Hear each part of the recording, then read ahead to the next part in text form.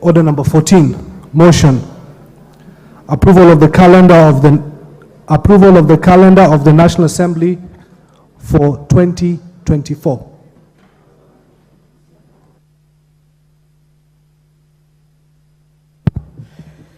Thank you, Honorable Speaker. Honorable Speaker, I beg to move that pursuant to the provision of Standing Order 28, this House approves the calendar of the National Assembly, regular sessions for the third session, the year 2024, as contained in the schedule attached to the order paper, that is the page marked 006, Honorable Speaker. Honorable Speaker,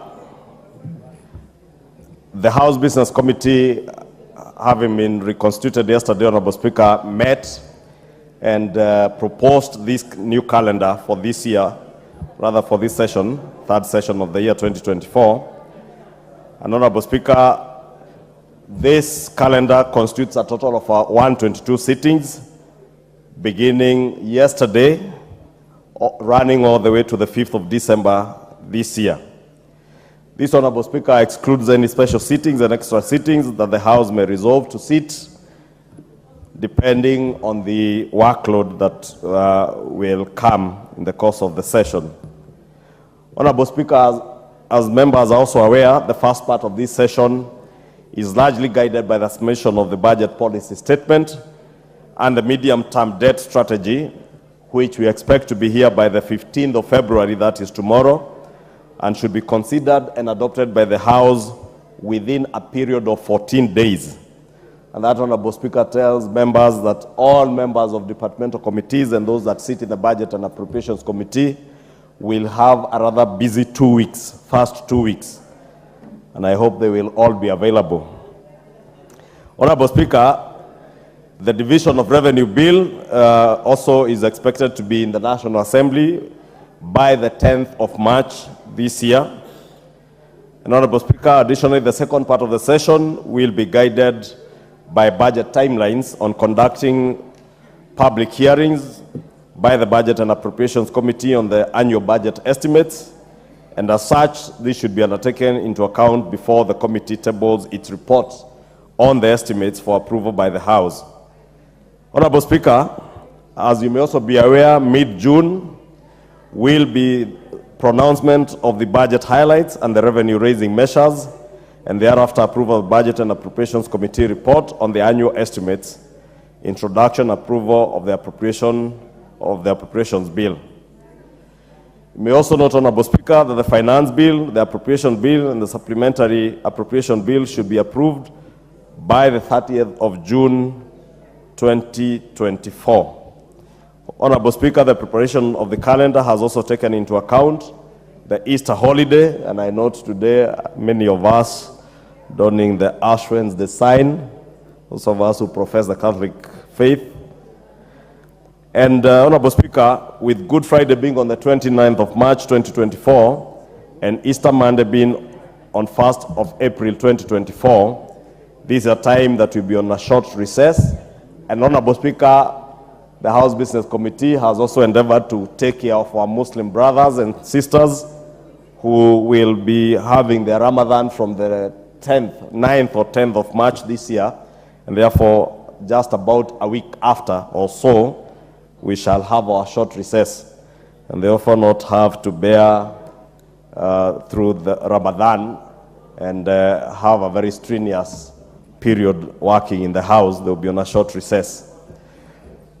Further, Honorable Speaker, the calendar has also taken into consideration our annual prayer breakfast, which is now part of our annual calendar, which is scheduled to take place on the last Thursday of May, that being 30th May 2024.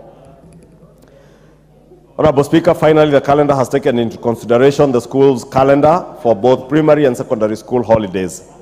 And for this, Honorable Speaker, I mean public primary and secondary schools, because I know the Honorable and Bayer was asking me whether those in the international curricula are taken care of. But I think also during their summer break in June, end of June, July, August, they also have time to have a short recess and the long recess in August, when your children, for those who are in the other curricula, are at home. Therefore, Honorable Speaker, with these few remarks, I believe this calendar, Honorable Speaker, will serve us well throughout the year and will be able to guide us even in our planning, even for our constituency operations. I know many of us, just before we got to the House, we had occasion to award part of the bursaries that we are giving, and I'm certain, even now, as we await the next disbursement of NGCDF to complete the bursary awards, and also implementation of projects that we oversight, we will have time created out of this calendar to be able to carry on with our other representation work and oversight in our constituencies, and even oversight of government operations in ministries, departments, and agencies of government. Honorable Speaker, finally, I was keenly listening to the debate earlier on the earlier motion, and I want to agree with the Honorable Nyikal and Honorable Makali Mulu that we all have a duty and an obligation, one, to listen to each other, two, to have opportunity to speak. And Honorable Speaker, whenever any member of the House calls on the Speaker to close debate and put the question, doesn't mean that is curtailing anybody else from speaking. And if anything, Honorable Speaker, it will be casting aspersions on the person of the Speaker or whoever is chairing the session to assume that the person, any member who calls on closure of debate, and the Speaker asks the House whether that is the mood of the House, that the Speaker is in any way curtailing any member from speaking. And Honorable Speaker, I would bear witness that in the past, I have not seen the Speaker in any way curtail any member from whichever side of the political divide from expressing themselves, and members should be free to debate. This is a house of debate, and anyone and everybody should avail themselves to come and debate.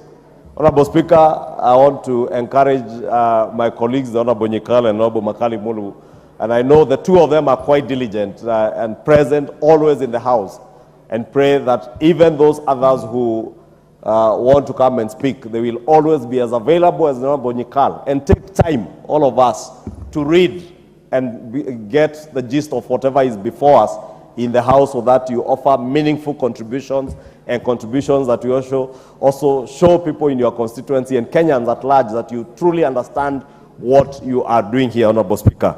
Honorable Speaker, allow me to now move and once again to wish all of us a very good session, this session, as I wish all Kenyans a happy Valentine's today, especially our ladies, and especially the member for Migori, and the member for Busia, the Honorable Catherine Omanyo. I know she's very well dressed today, and I can see her, she's in black and red, and I am sure at the end of the day she will have a good evening.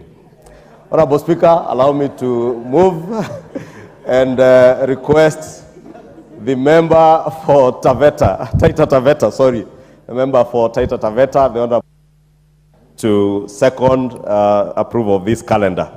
Thank you, Honorable Speaker. Thank you very much, Madam Speaker. And before our second, I also want to take this priority. I want to wish all the Catholics a happy Lenten period.